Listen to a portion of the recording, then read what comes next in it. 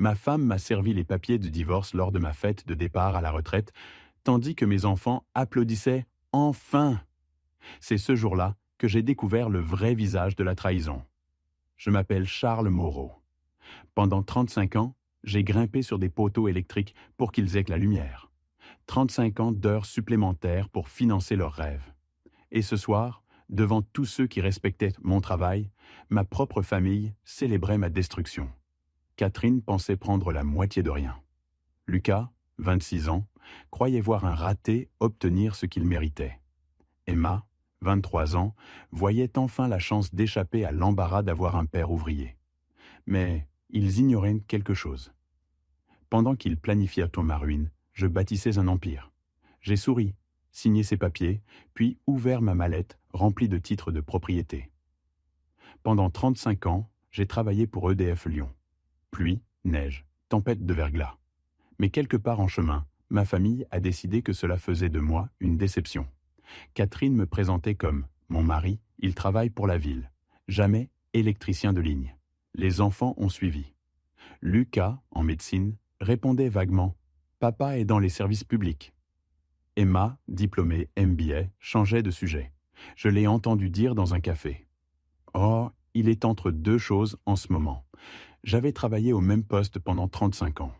Quand Lucas a demandé 3 000 € pour ses frais d'inscription en médecine, il a dit « Papa, je sais que tu n'as probablement pas ce genre d'argent. » J'avais signé le chèque sans hésiter. Il n'avait jamais demandé comment. Emma avait besoin d'un co-emprunteur après avoir essayé 3 autres personnes avant moi. Tu es littéralement ma seule option. Ma seule valeur était d'être le dernier recours. Catherine riait de mes besoins simples au dîner. Charles n'est pas compliqué. Donnez-lui ses outils et sa télé, il est content. Elle se plaignait à sa sœur. Il aurait pu devenir entrepreneur électricien, gagner vraiment de l'argent. Ce qu'elle ignorait, c'est que j'utilisais ce salaire très soigneusement. Pendant qu'elle dépensait chez Carrefour et dans des restaurants chers, j'apprenais tout sur l'immobilier. Chaque heure supplémentaire, chaque appel d'urgence avait un but. Ma première propriété, un duplex à Villeurbanne en 2008, quand le marché s'est effondré. 15 000 € d'acompte, réparé moi-même. En 6 mois, 1 200 € par mois de loyer. Mais je n'en ai jamais parlé. Alors j'ai continué à acheter. Propriété 2 en 2009 à Vénissieux. Triplex à Villeurbanne en 2011. Immeuble à Caluire en 2013. Chacune soigneusement sélectionnée, chacune générant des flux positifs. Chacune complètement invisible pour ma famille.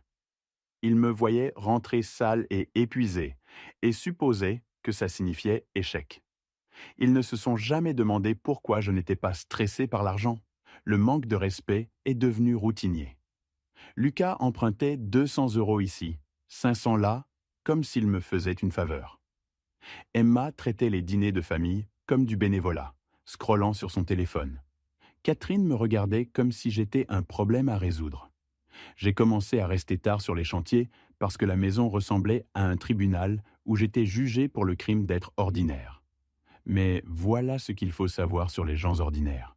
Nous remarquons les choses, nous écoutons, nous nous souvenons et nous planifions. À l'été 2023, je sentais le mariage se terminer. Catherine avait commencé à s'entraîner à une salle de sport. Nouveaux vêtements, nouvelle coupe de cheveux. Les signes n'étaient pas subtils. Messages, textes cachés, appels pris dehors dans le jardin, courses qui prenaient 3 heures. J'aurais pu la confronter, mais l'information est plus précieuse que la confrontation. Alors j'ai observé, j'ai écouté, j'ai attendu. La première preuve concrète est arrivée en août. Un débit de 87 € au bouchon des filles pour 2 personnes. Problème, elle m'avait dit qu'elle dînait avec sa sœur, diabétique, qui n'avait pas mangé au restaurant depuis 2 ans. Puis l'upgrade de l'abonnement gym de 20 à 60 € par mois, incluant des séances avec un coach nommé Brian Mercier. Je n'avais pas besoin d'être détective. Catherine a commencé à parler différemment de notre avenir. Vendre la maison, prendre quelque chose de plus petit, commentaires sur nos dettes supposées. C'est là que j'ai réalisé. Elle ne planifiait pas juste de partir. Elle planifiait de prendre la moitié de tout ce qu'elle pensait que nous avions. L'ironie était stupéfiante. Pendant qu'elle s'inquiétait de nos dettes, je générais 15 000 euros par mois en revenus locatifs. Pendant qu'elle stressait sur l'emprunt, je possédais 10 autres propriétés libres et sans dette. Pendant qu'elle craignait qu'on ne puisse pas se permettre la retraite, j'avais assez de revenus passifs pour partir demain. Mais si je restais silencieux, je perdrais tout. La France a un régime de communauté de biens, partage 50-50. Mais son plan avait un défaut fatal. Elle ne savait rien du portefeuille immobilier. Chaque propriété avait été achetée à mon nom uniquement. Légalement, ces propriétés étaient à moi. Les enfants faisaient partie du plan. Lucas faisait des commentaires sur comment papa vieillit. Et peut-être c'est le moment pour maman de penser à son propre bonheur. Emma postait des photos de restaurants chers et de week-ends où je n'étais pas inclus. Il répétait déjà une vie sans moi. Le point de rupture est venu début octobre. Lucas a appelé pour emprunter 5 000 euros. Quand j'ai demandé des détails, il s'est irrité. « Papa, je n'ai pas besoin de justifier chaque dépense. C'est pour l'école, ok ?» 2 jours plus tard, Emma a appelé pour 3 500 euros. Ils ne demandaient pas l'aide de leur père. Ils retirèrent de l'argent d'un compte qu'ils géreraient bientôt de toute façon. C'est là que j'ai su que je devais agir. La confrontation a commencé pendant un dîner, un mardi soir. Catherine avait fait son pot-au-feu spécial, celui de la culpabilité. Lucas était rentré de la fac. Emma était venue de Tassin. « C'est agréable d'avoir tout le monde ensemble, » dit Catherine. « Ouais, » approuva Lucas. « On devrait faire ça plus souvent, tant qu'on peut encore. » La formulation était délibérée. J'ai posé ma fourchette. « Quelque chose en tête, Lucas ?»« Papa, on a parlé de ton avenir. De l'avenir de maman. »« Notre avenir, » corrigea Catherine. « Ensemble. » J'ai attendu. Emma s'est lancée. « Papa, peut-être qu'il est temps de penser à ce qui vient après. » Ce qui vient après, c'est la retraite dans 2 semaines. Exact. Mais après ça, toi et maman pourriez vouloir des choses différentes, c'est normal. Les gens s'éloignent. Ou les gens font des choix, répétai-je. Lucas se pencha. Tu as été différent dernièrement, distant, comme si tu nous en voulais. Pour quelle raison je vous en voudrais ? Peut-être parce que tu sens que tu n'as pas accompli ce que tu voulais et tu le rejettes sur la famille. L'audace était à couper le souffle. Qu'est-ce que je voulais accomplir exactement ? Emma répondit. La plupart des gens de ton âge ont plus à montrer. Une entreprise, de vrais actifs. Tu as été employé toute ta vie, dit Lucas. Il n'y a rien de mal à ça, mais ça limite les options. Quelles options cherches-tu, Catherine ? Je ne l'appelais Catherine que quand j'étais sérieux. Peut-être nous méritons tous les deux une chance d'explorer notre prochain chapitre, sans l'autre. Ce n'est pas ce que j'ai dit, mais c'est ce que tu voulais dire. Lucas s'est éclairci la gorge. Papa, si vous décidiez de restructurer les choses, on comprendrait. Comme financièrement. J'ai regardé ma femme de 35 ans, mon fils qui m'avait emprunté des milliers sans jamais demander d'où ça venait, ma fille embarrassée par mon travail. Vous y avez beaucoup réfléchi. On veut juste que tout le monde soit heureux, dit Emma. Je me suis levé. Où vas-tu ? Demanda Catherine. Au garage, j'ai à réfléchir. Papa, on essaie juste d'aider. Je me suis arrêté. Lucas, quand tu avais besoin de 3 000 euros pour la fac, d'où pensais-tu que ça venait ? Ton salaire. Mon salaire qui, selon toi, ne suffit pas à construire quoi que ce soit de significatif. Silence. Emma, quand tu as eu besoin d'un co-emprunteur pour 30 000 euros, qu'est-ce qui t'a fait penser que je qualifierais ? Papa, je ne comprends pas où tu veux en venir. Je veux en venir au fait qu'aucun de vous ne m'a jamais demandé ce que je faisais avec mon argent. Vous supposez juste que je n'en ai pas. Charles, qu'essayes-tu de dire ? J'ai souri.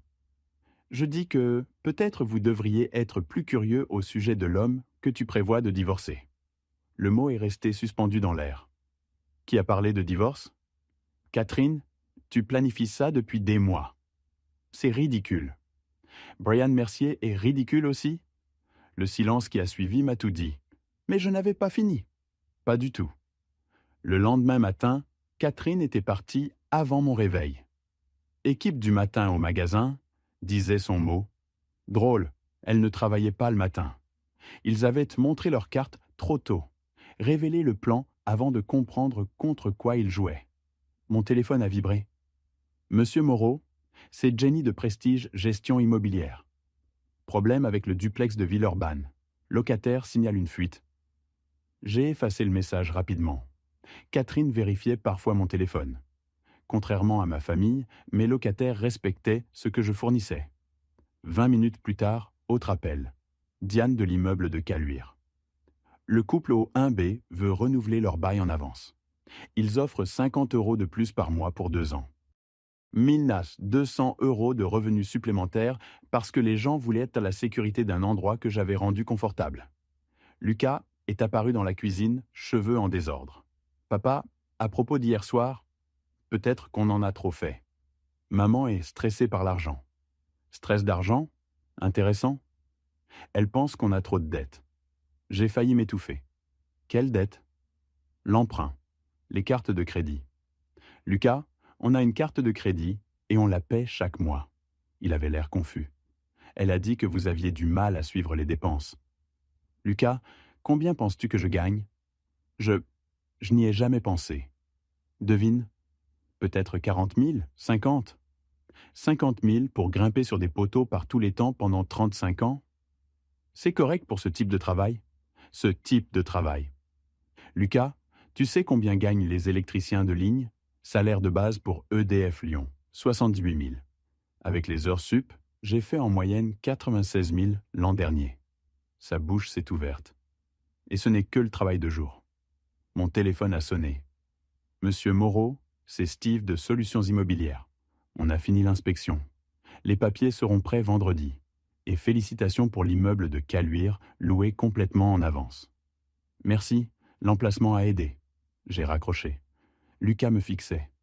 Papa, c'était quoi? Un appel d'affaires. Quelles affaires? Juste des investissements. Lucas connectait les points maintenant. L'argent disponible instantanément. Le co-emprunteur approuvé sans question. Mes finances jamais stressées. Papa, combien de propriétés possèdes-tu? Des propriétés? Cet appel parlait de propriétés. J'ai fini mon café. Lucas, ta mère t'a dit que j'étais un raté, n'est-ce pas? Elle pense que tu aurais pu faire plus de ta vie. Plus de ma vie. Peut-être qu'elle a raison. Peut-être qu'il est temps de commencer à faire plus. Je l'ai laissé dans la cuisine, probablement en train d'appeler sa mère, ce qui était exactement ce que je voulais. 15 octobre 2023, ma fête de départ à la retraite à la salle des fêtes municipale. Catherine avait insisté pour l'organiser. Avec du recul, elle préparait la scène. 120 personnes.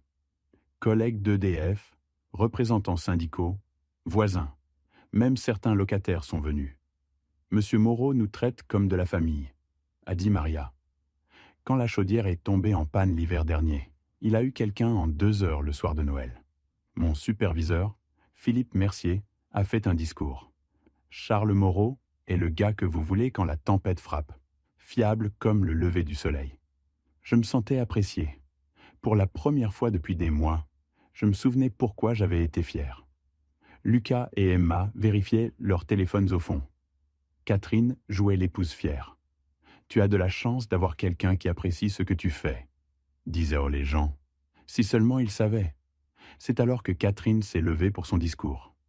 Charles a travaillé si dur. Il mérite d'être célébré. Le mariage n'est pas facile quand votre mari fait un travail dangereux.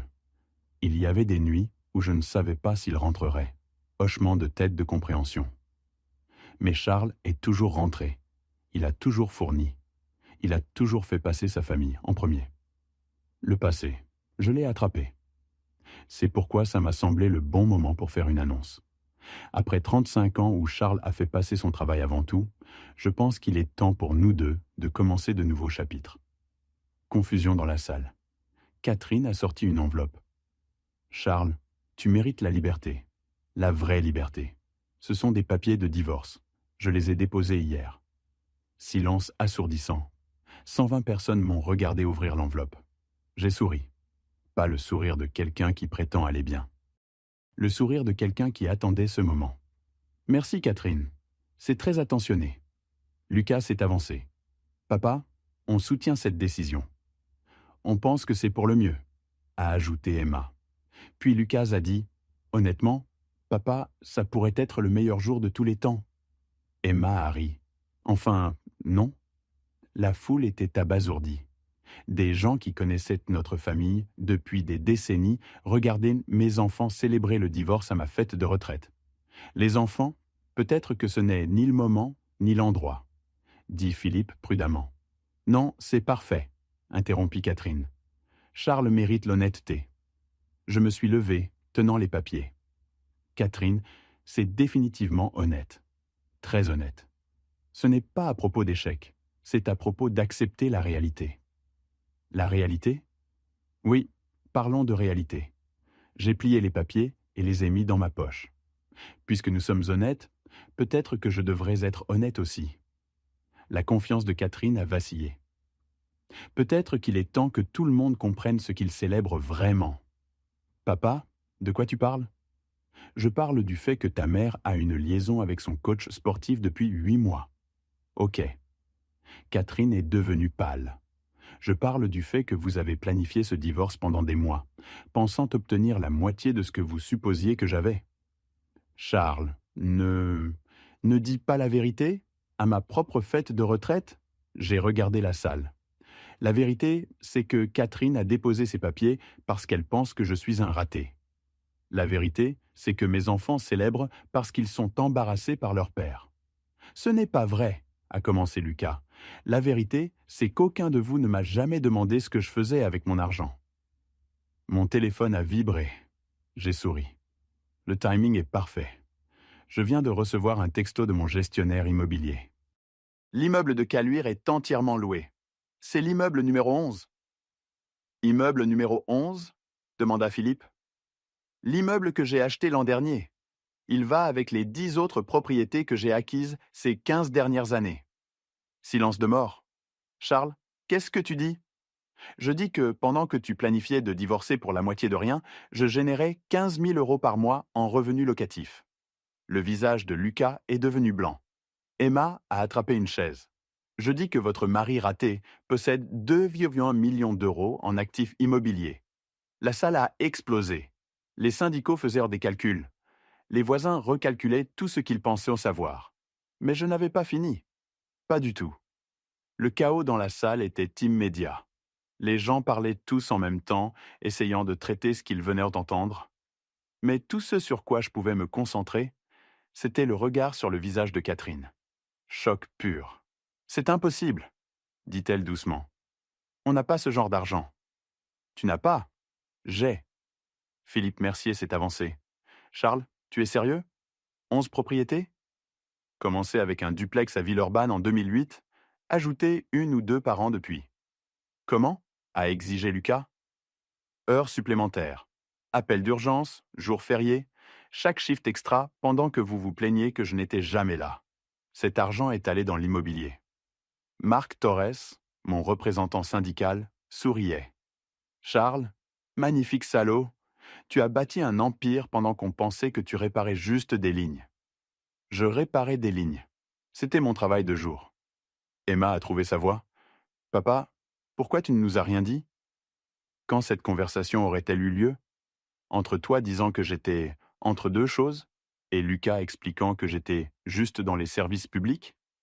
Les gens sortaient hors leur téléphone. La fête s'était transformée en la soirée la plus divertissante que la salle des fêtes avait vue en décennies. Charles, on doit parler en privé, dit Catherine. Non, on a fini de parler en privé. 35 ans de conversation privée nous ont amenés ici. Essayons l'honnêteté publique. Mon téléphone a sonné.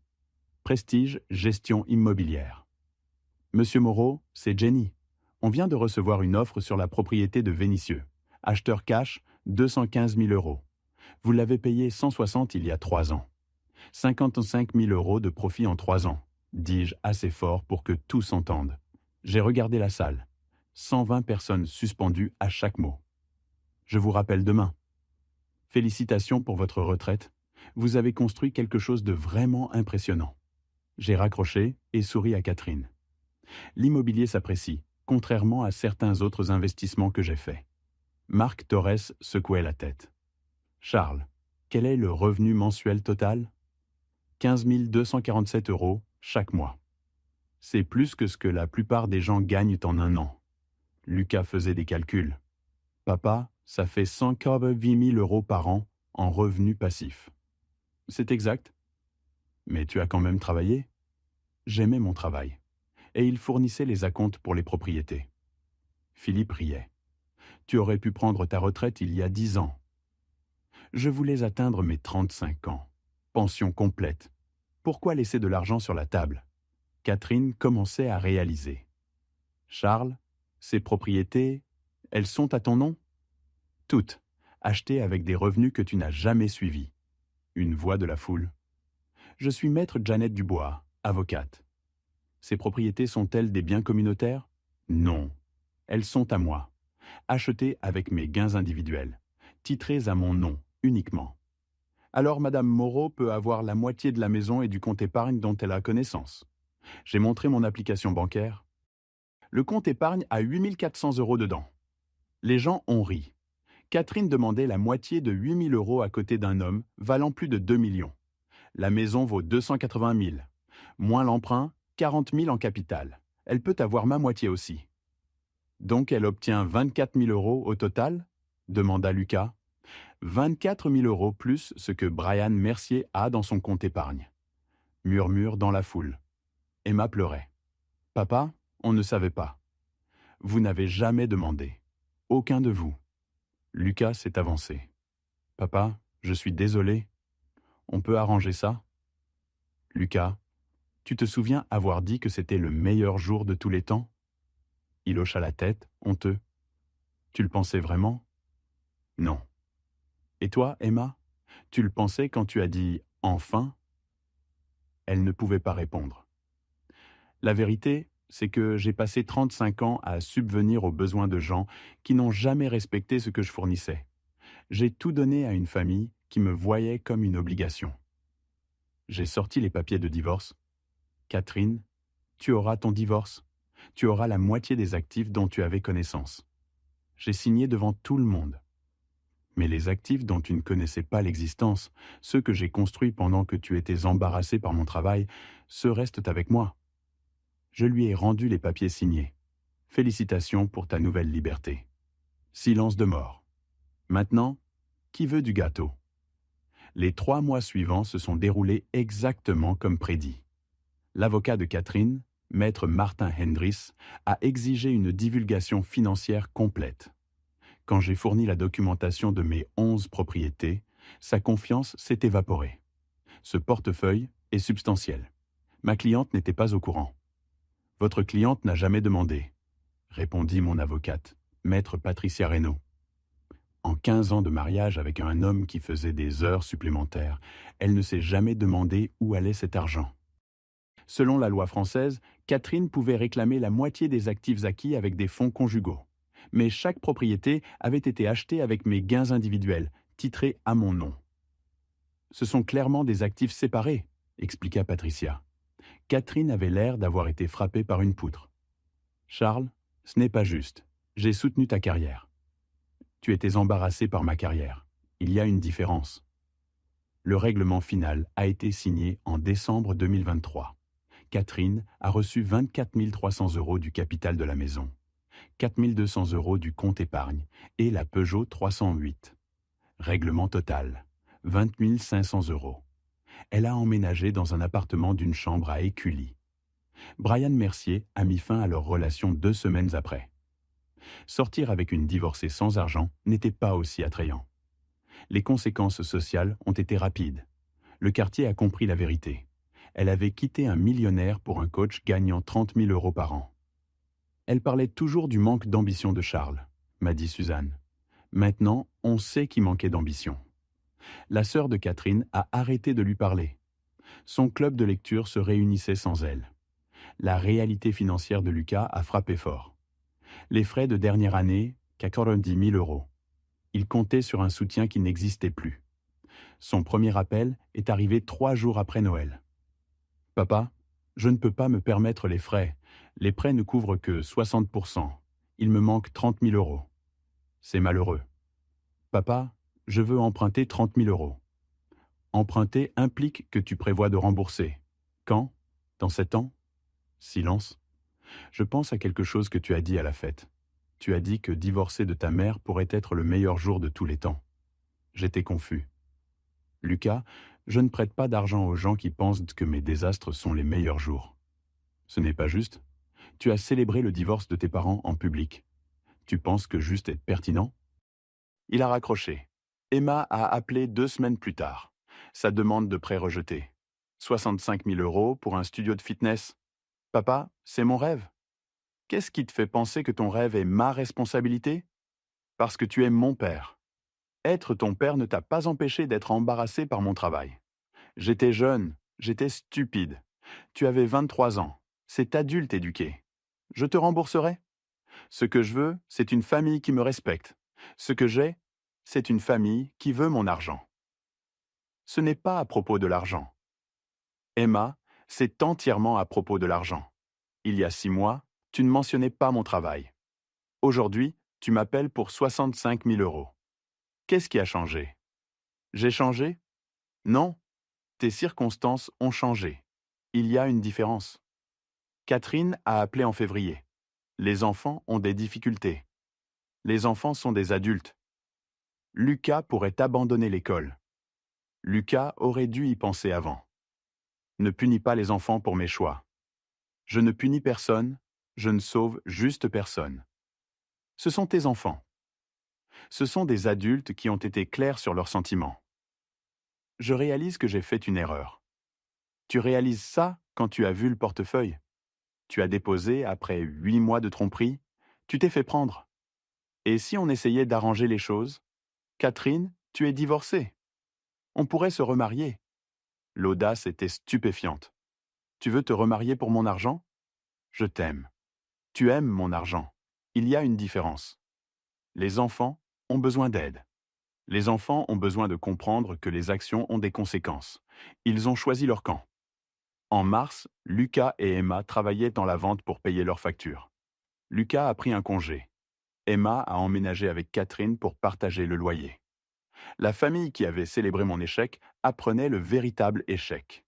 Et j'étais finalement en paix. 6 mois après le divorce, j'étais sur ma terrasse, passant en revue les relevés de revenus locatifs. 15 247 € déposés ce matin-là. Le même montant chaque mois depuis 3 ans. Le téléphone a sonné. Lucas. Papa, je peux passer? Je veux te parler. À propos de quoi? À propos de comprendre. 1 heure plus tard, il frappait à ma porte. Il avait l'air différent. Plus vieux, fatigué, la confiance de l'école de médecine remplacée par quelque chose de plus réaliste. Papa, j'ai trouvé un travail chez Leroy Merlin. 40 heures, 12 € de l'heure. C'est du travail honnête? Ça l'est. Et tu sais ce que j'ai réalisé? Les gens respectent le travail honnête. Mon superviseur me traite mieux que je ne t'ai jamais traité. J'ai hoché la tête. Les gens respectent ce qu'ils comprennent. Papa, je veux regagner ton respect. Pas ton argent, ton respect. Comment? Je ne sais pas encore, mais je vais trouver. 3 semaines plus tard, Emma a appelé. Papa, je travaille dans une salle de sport à Villeurbanne. J'enseigne des cours de fitness. Ce n'est pas ma propre entreprise, mais c'est lié à ce que je veux faire. C'est difficile. L'argent n'est pas génial, mais j'aime le gagner moi-même. Gagner de l'argent se sent différent que l'emprunter. Ça se sent. Papa, j'appelle pour dire merci. Pourquoi? Pour nous enseigner ce qu'on aurait dû apprendre il y a des années. Qu'est-ce que tu as appris? Que le respect n'est pas quelque chose qu'on hérite, c'est quelque chose qu'on gagne. 2 mois plus tard, Lucas a commencé des cours du soir pour devenir électricien. Je veux apprendre un métier, quelque chose de réel, d'utile. Aujourd'hui, il travaille pour EDF Lyon, la même compagnie dont j'ai pris ma retraite. Il gagne 78 000 € par an et adore ça. Emma a ouvert son studio de fitness 6 mois plus tard. Pas avec mon argent, mais avec un prêt basé sur ses propres gains. Elle a du succès parce qu'elle l'a gagné. Catherine, toujours à Écully, toujours dans la vente, se demande toujours ce qui s'est mal passé.